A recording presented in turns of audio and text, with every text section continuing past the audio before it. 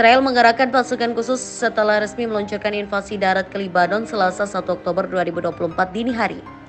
Mengutip laporan Wall Street Journal, pasukan khusus Zionis telah mulai melakukan serangan kecil yang terarah ke Lebanon Selatan dalam upaya langsung untuk mengumpulkan intelijen dan menyelidiki wilayah tersebut untuk serangan darat yang lebih luas.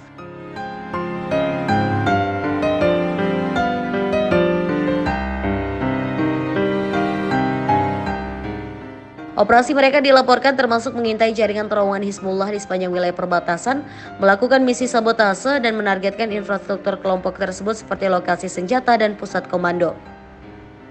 Operasi rahasia ini terjadi hanya beberapa hari setelah Israel membunuh pemimpin Hizbullah Hassan Nasrallah yang menyebabkan eskalasi paling drastis dalam konflik yang sedang terjadi antara kedua kubu.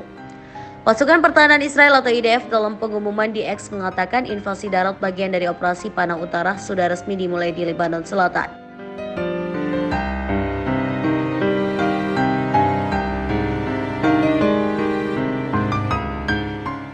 IDF menambahkan bahwa operasi darat telah disetujui dan sedang dilaksanakan sesuai dengan keputusan di tingkat politik rezim pemerintah Perdana Menteri PM Benjamin Netanyahu.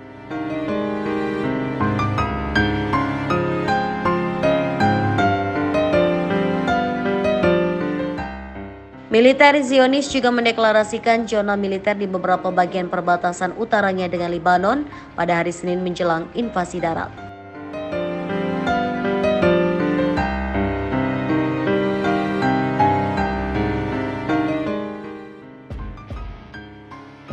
Sejak awal Oktober 2024 ini, Israel mulai melancarkan serangan darat ke Lebanon. Namun mereka tidak melupakan serangan udara yang sudah berkali-kali dilancarkan. Ada perbedaan target antara serangan darat dengan udara Israel ke Lebanon. Dalam serangan darat, Israel beralasan mengusir Hizbullah dari Lebanon Selatan, tepatnya 32 km dari perbatasan kedua negara sesuai dengan resolusi PBB. Sementara target dari serangan udara menyasar ke Beirut, ibu kota Lebanon yang jauh dari perbatasan. Mereka beralasan menyerang Beirut, tepatnya Dahiyeh, karena menjadi basis kekuatan Hizbullah, di mana para petinggi kelompok itu bermarkas. Sosok pemimpin Hizbullah, Hassan Nasrallah, jadi salah satu korban serangan udara mematikan Israel tersebut.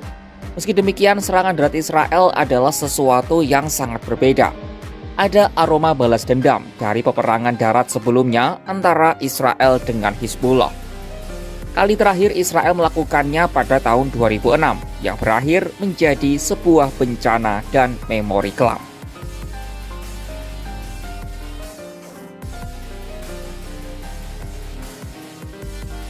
Israel dan Lebanon sebelumnya sudah pernah berperang selama 5 minggu pada Juli 2006.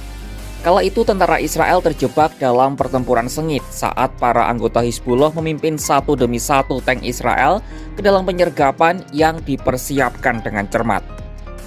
Setidaknya 20 tank hancur dan 121 tentara Israel tewas. Komisi Winograd yang dibentuk pemerintah Israel untuk menilai hasil perang menyimpulkan negara itu memulai perang panjang yang berakhir tanpa kemenangan jelas. Operasi itu yang memiliki nama sandi Operasi Perubahan Arah menghasilkan apa yang disebut komisi itu sebagai kegagalan. Adapun dalam perang 2006 itu Israel terkesan tergesa-gesa melancarkan operasi sebagai respon atas pembunuhan 8 prajuritnya oleh Hizbullah serta penculikan 2 perwira lainnya. Meski begitu, Israel tampak sudah belajar dari kegagalan dan menantang Hizbullah kembali dalam kondisi yang lebih kuat.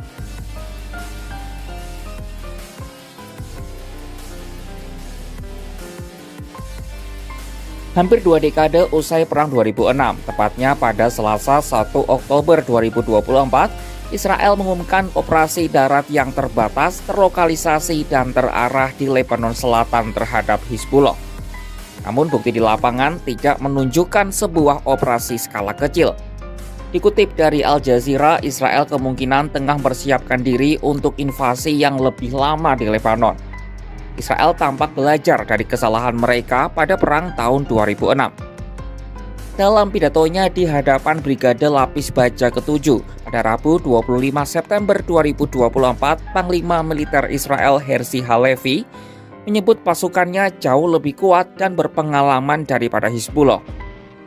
Ia turut merinci hal yang harus dilakukan untuk mencapai tujuan perang. נכנסים פנימה, משמידים שם את האויב, הולכים חד להשמיד תשתיות. אלה הדברים שיאפשרו לנו להחזיר את תושבי הצפון אחר כך בביטחון. Bersamaan dengan Brigade Lapis Baja ke-7, Israel juga memobilisasi divisi ke-98 pasukan udara yang telah teruji dalam pertempuran. Mereka adalah pasukan yang telah bertempur melawan Hamas selama berbulan-bulan di Gaza. Divisi ini terdiri dari sekitar 12.000 hingga 14.000 prajurit dengan dukungan puluhan tank dan artileri. Israel Defense Force atau IDF juga sudah mengaktifkan pasukan cadangan yang bertugas di unit-unit milik Komando Utara. Dengan mengirimkan unit elitnya, Israel seolah menyampaikan pesan kepada Hizbullah kalau mereka serius dengan tujuan untuk membubarkan kelompok itu. Selain hadir dengan kekuatan besar, rencana Israel juga jauh lebih matang. Pada Selasa hingga Rabu 17 hingga 18 September 2024 lalu, Lebanon dilanda serangan pager dan walkie-talkie yang meledak secara serentak. Israel, terutama badan intelijen mereka Mossad, menjadi tertuduh utama dalam insiden ini. Lalu pada tanggal 23 September 2024, Israel melancarkan serangkaian pengeboman udara besar-besaran yang menargetkan depot senjata dan peluncur Hizbullah di Lebanon. Lalu pada Jumat 27 September 2024, Hasan Nasrallah yang sudah memimpin kelompok itu selama 32 tahun tewas dalam sebuah serangan udara di Beirut. Sejumlah pemimpin dan komandan senior Hizbullah lainnya juga telah tewas. Analis keamanan Timur Tengah Roger Sanahan menyebut, Israel belajar dari konflik terakhir dengan melemahkan kemampuan Hizbullah terlebih dahulu. Ia turut menyebut kelompok itu kini dalam situasi yang lebih lemah dibandingkan tahun 2006. Meskipun ia juga sangsi apakah tujuan politik Netanyahu yang ingin memastikan kembalinya warga Israel ke utara dapat terjamin.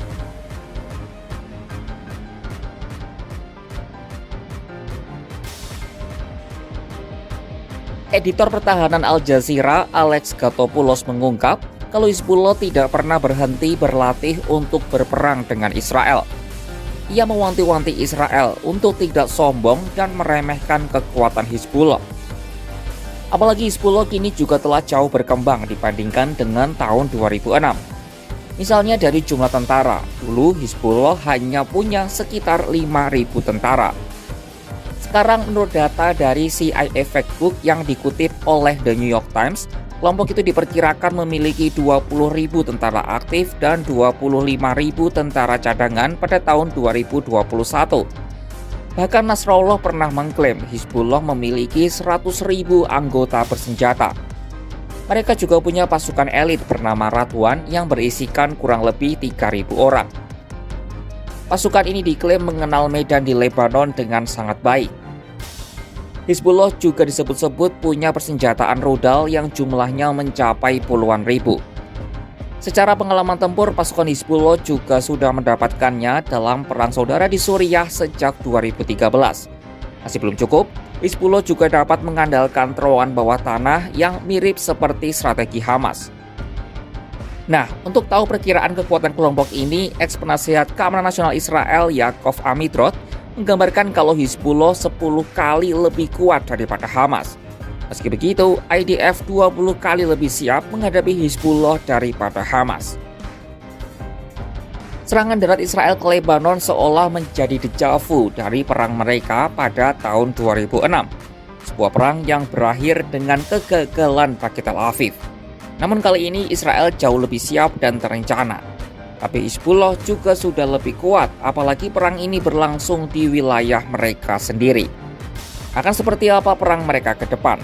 Saksikan perkembangannya hanya di kanal YouTube Kompas.com.